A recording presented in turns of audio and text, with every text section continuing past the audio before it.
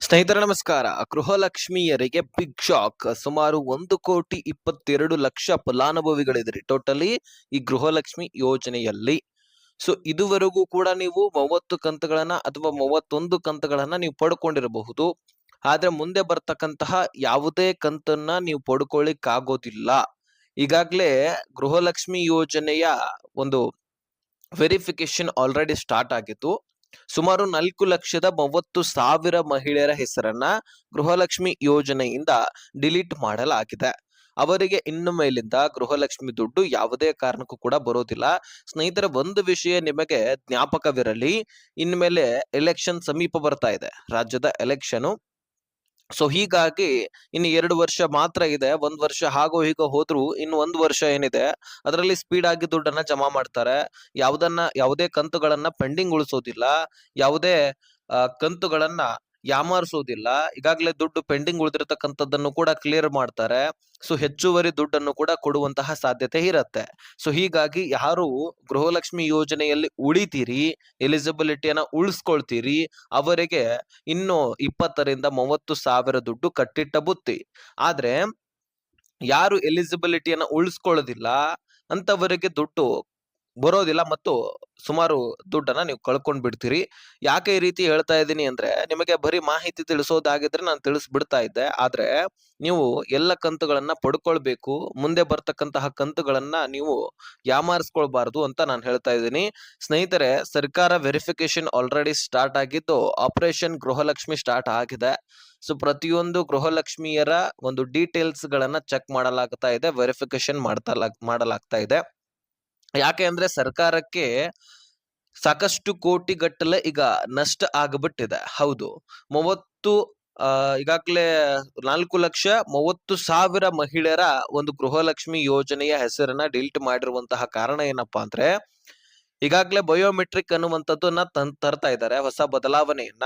ಆ ಹೊಸ ರೂಲ್ಸ್ ಅನ್ನ ನೀವು ಫಾಲೋ ಮಾಡ್ಬೇಕಾಗಿದೆ. ಯಾಕೆ ಬಯೋಮೆಟ್ರಿಕ್ ತಂದ್ರು ಅನ್ನುವಂಥದ್ದನ್ನ ಹೇಳ್ತೀನಿ, ನಿಮಗೆ ಕ್ಲಾರಿಫಿಕೇಶನ್ ಸಿಗತ್ತೆ. ಸ್ನೇಹಿತರೆ, ನೀವು ಈಗಾಗಲೇ ಸಾಮಾಜಿಕ ಜಾಲತಾಣದಲ್ಲಿ ಗಮನಿಸಿರಬಹುದು, ಆದ್ರೆ ಇದು ಬಹಳ ಇಂಟ್ರೆಸ್ಟಿಂಗ್ ಮಾಹಿತಿನ ನಿಮಗೆ ಬಿಡಿಸಿ ಹೇಳ್ತಾ ಇದ್ದೀನಿ ನಾನು.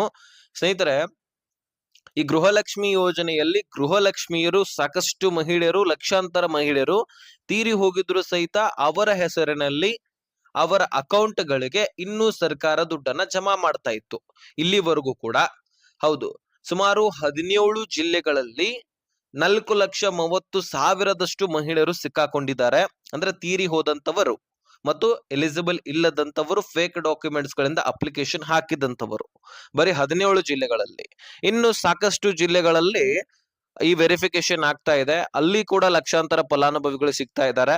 ಸುಮಾರು 30,64,000 ಈಗಾಗಲೇ ದುಡ್ಡು ಏನು ಇಲ್ಲದೆ ಹೋಗಿದೆ, ಅಂದ್ರೆ ಎಲಿಜಿಬಲ್ ಇಲ್ಲದಂತವರಿಗೆ ದುಡ್ಡು ಹೋಗಿದೆ. ಬರೀ ಈಗಾಗಲೇ ವೆರಿಫಿಕೇಶನ್ ನಡೀತಾ ಇದ್ದು, ದಾವಣಗೆರೆ ಸೇರಿದಂತೆ ಬಳ್ಳಾರಿ, ಕೊಡಗು, ಬೆಂಗಳೂರು ನಗರ ಮತ್ತು ಬೆಂಗಳೂರು ಗ್ರಾಮಾಂತರದಲ್ಲಿ, ವಿಜಯನಗರ, ಧಾರವಾಡದಲ್ಲಿ, ಯಾದಗಿರಿ, ಬೆಳಗಾವಿ, ಕೊಪ್ಪಳ, ಅದೇ ರೀತಿಯಾಗಿ ಮಂಡ್ಯ, ಚಿಕ್ಕಮಗಳೂರು, ಮಂಗಳೂರು, ಉಡುಪಿ, ಚಿತ್ರದುರ್ಗ, ಹೀಗೆ ಸಾಕಷ್ಟು ಜಿಲ್ಲೆಗಳಲ್ಲಿ ವೆರಿಫಿಕೇಶನ್ ನಡೀತಾ ಇದ್ದು, ಇನ್ನು ಯಾರ್ಯಾರು ಅಲ್ಲಿ ಎಲಿಜಿಬಲ್ ಇಲ್ಲದಂತವ್ರು ಕಂಡು ಬರ್ತಾರೋ ಅವರೆಲ್ಲರನ್ನು ಕೂಡ ತೆಗೆದಾಕ್ತಾ ಇದ್ದಾರೆ. ಮತ್ತು ಈಗಾಗಲೇ ನೀವು ಜನಗಣತಿಯ ಒಂದು ಗಣತಿಯ ಕಾರ್ಯಗಳು ಕೂಡ ನಡೆದಿತ್ತು. ಆ ಸಂದರ್ಭದಲ್ಲಿ ಕೂಡ ಯಾರು ಬದುಕಿದಾರೋ ಯಾರು ಇಲ್ಲವೋ ಅನ್ನುವಂಥದ್ದು ಕೂಡ ಸರ್ಕಾರದ ಗಮನಕ್ಕೆ ಬಂದಿದೆ. ಯಾಕಂದ್ರೆ ತೀರಿ ಹೋದವರ ಹೆಸರಿನಲ್ಲಿ ಇನ್ನೂ ಗೃಹಲಕ್ಷ್ಮಿ ದುಡ್ಡನ್ನ ಪಡ್ಕೊಳ್ಳೋದು, ಇದು ಬರೀ ಗೃಹಲಕ್ಷ್ಮಿಯಲ್ಲಿ ಅಷ್ಟೇ ಅಲ್ಲ, ಪಿಂಚಣಿ ಯೋಜನೆಯಲ್ಲಿ ಕೂಡ ನಡೀತಾ ಇದೆ. ಅವರ ಹೆಸರಿನಲ್ಲಿ ಪಿಂಚಣಿಯನ್ನ ಪಡ್ಕೊಂಡು, ಗೃಹಲಕ್ಷ್ಮಿಯನ್ನ ಪಡ್ಕೊಂಡು, ATM ಅಥವಾ ಫೋನ್ ಪೇ ಇರುತ್ತೆ, ಮೃತಪಟ್ಟವರ ಒಂದು ಮೊಬೈಲ್ ಇರುತ್ತೆ, ಅದರಲ್ಲಿ ಫೋನ್ ಪೇ ಅಥವಾ ಗೂಗಲ್ ಪೇ ಇರುತ್ತೆ, ಅದರಿಂದ ದುಡ್ಡನ್ನ ಖರ್ಚು ವೆಚ್ಚಕ್ಕಾಗಿ ಬಳಕೆ ಮಾಡೋದು, ಇದೆಲ್ಲವೂ ಕೂಡ ನಡೀತಾ ಇದೆ. ಸೊ ಹೀಗಾಗಿ ಸರ್ಕಾರ ಎಚ್ಚರಿಕೆ ಕೊಡ್ತಾ ಇದೆ, ಈಗ ಈ ರೀತಿ ಯಾರು ಮಾಡ್ತಾ ಇದೀರಿ ಅವ್ರು ಇಲ್ಲಿಗೆ ಸ್ಟಾಪ್ ಮಾಡಿ, ಇಲ್ಲ ಅಂದ್ರೆ ಈಗಾಗಲೇ ಜಮಾ ಮಾಡಿರ್ತಕ್ಕಂತಹ ದುಡ್ಡನ್ನ ನಾವು ವಜಾ ಮಾಡ್ಕೊಳ್ತೀವಿ, ರೀಫಂಡ್ ಮಾಡ್ಕೊಳ್ತೀವಿ ಅಂತ ಎಚ್ಚರಿಕೆಯನ್ನ ಕೊಟ್ಟಿದೆ. ಮರಣ ಪ್ರಮಾಣ ಪತ್ರವನ್ನ ತೆಗೆಸದೆ ಹಾಗೆ ನೀವು ದುಡ್ಡನ್ನ ಪಡ್ಕೊಳ್ತಾ ಇದ್ದೀರಿ, ಸರ್ಕಾರಕ್ಕೆ ಇನ್ಫಾರ್ಮೇಶನ್ ಸಿಕ್ಕಿಲ್ಲ, ಅದಕ್ಕಾಗಿ ದುಡ್ಡನ್ನ ಜಮಾ ಮಾಡಿದೀವಿ, ಅದನ್ನ ರೀಫಂಡ್ ಮಾಡ್ಕೊಳ್ತೀವಿ ಅಂತ ಎಚ್ಚರಿಕೆಯನ್ನ ಕೊಟ್ಟಿದ್ದಾರೆ. ಮತ್ತು ಯಾರು ಈಗ ಇನ್ನು ಮೇಲಿಂದ ನಿಮಗೆ ದುಡ್ಡು ಬರಬೇಕು, 31, 32 ಹಾಗೆ 33 ಇನ್ನಿರ್ತರ ಕಂತುಗಳನ್ನ ನೀವು ಪಡ್ಕೊಳ್ಬೇಕಂದ್ರೆ ಬಯೋಮೆಟ್ರಿಕ್ ಮಾಡೋದು ಅತಿ ಅವಶ್ಯಕ. ಹೌದು, ತಂಬನ್ನ ಕೊಡ್ಬೇಕಂತ ಇಲ್ಲಿ ತಿಳಿಸಿದ್ದಾರೆ. ನಿಮ್ಮ ಹತ್ತಿರದ ಗ್ರಾಮವನ್ನು, ಕರ್ನಾಟಕವನ್ನು, ಬಾಪೂಜಿ ಸೇವಾ ಕೇಂದ್ರಗಳಿಗೆ ಹೋಗಿ ನೀವು ತಂಬನ್ನ ಕೊಡ್ಬೇಕಂತ ತಿಳಿಸಲಾಗಿದೆ. ಅತಿ ಶೀಘ್ರದಲ್ಲಿ ಇದಕ್ಕೆ ಡೇಟ್ ಕೂಡ ಅನೌನ್ಸ್ ಮಾಡ್ತಾರೆ. ಆ ಸಂದರ್ಭದಲ್ಲಿ ನೀವು ತಂಬನ್ನ ಕೊಡಬಹುದು. ಈಗಾಗಲೇ ನ್ಯಾಯಬೆಲೆ ಅಂಗಡಿಯಲ್ಲಿ ನೀವು ತಂಬನ್ನ ಕೊಡ್ತಾ ಇದ್ರೆ ರೇಷನ್ ಅನ್ನ ತೆಗೆದುಕೊಂಡು ನೀವೇ ಖುದ್ದಾಗಿ ಅಂದ್ರೆ ಗೃಹಲಕ್ಷ್ಮಿಯರು ಮುಖ್ಯಸ್ಥೆಯರು ಹೋಗಿ ತರ್ತಾ ಇದ್ರೆ ರೇಷನ್ ಅನ್ನ ಬೆಟರು. ನೀವು ಎಲಿಜಿಬಲ್ ಇರ್ತೀರಿ ಅಂತ ಸರ್ಕಾರ ಗಮನದಲ್ಲಿ ಇರುತ್ತೆ. ಸೊ ಹಾಗಾಗಿ ಈ ಬಯೋಮೆಟ್ರಿಕ್ ಅನ್ನ ತಂದಿದ್ದಾರೆ. ಇದನ್ನ ಯಾರು ಮಾಡಿಸ್ತಾರೆ ಅವ್ರಿಗೆ ಮಾತ್ರ ದುಡ್ಡು ಜಮಾ ಆಗತ್ತೆ. ಮಾಡಿಸದೇ ಇದ್ದವರು ಅವರು ಏನಾಗ್ತಾರೆ, ಸರ್ಕಾರದ ಗಮನದಲ್ಲಿ ಮೃತಪಟ್ಟಿದ್ದಾರೆ ಅಂತ ಅನ್ಕೊಂಡು ಆ ಒಂದು ಗೃಹಲಕ್ಷ್ಮಿಯರಿಗೆ ದುಡ್ಡನ್ನ ಕೊಡೋದು ಬಂದ್ ಮಾಡುತ್ತೆ. ಜೊತೆಗೆ ರೇಷನ್ ಕೂಡ ಬಂದ್ ಮಾಡುತ್ತೆ. ಈಗ 4,30,000 ಮಹಿಳೆಯರ ಹೆಸರಿನಲ್ಲಿ ರೇಷನ್ ಹೋಗ್ತಾ ಇರೋದಿಲ್ಲ, ಅವರ ಕುಟುಂಬಸ್ಥರ ಹೆಸರಿನಲ್ಲಿ ಮಾತ್ರ ಹೋಗುತ್ತೆ.